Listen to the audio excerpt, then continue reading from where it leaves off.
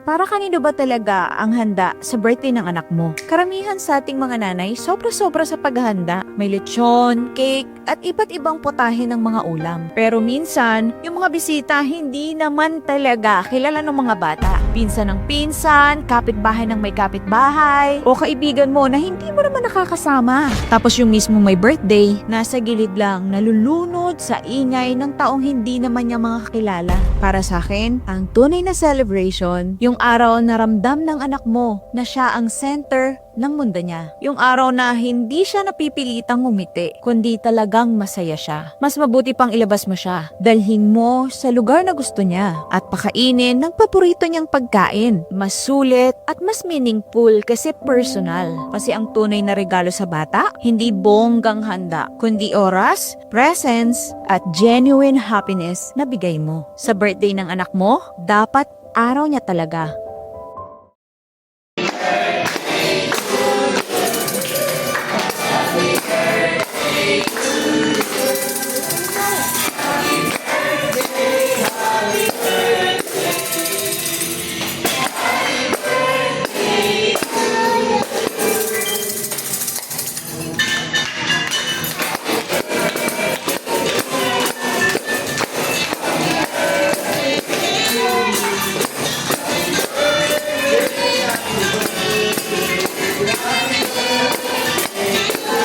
Pabalaw mo na.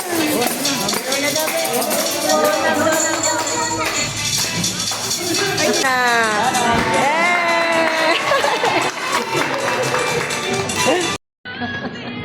Open mo?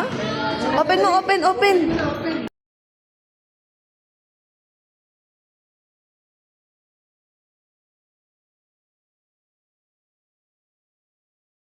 Thank you po. Thank you po. Wow.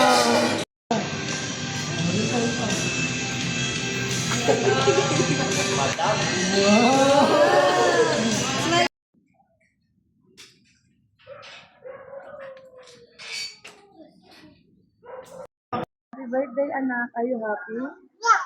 Good job.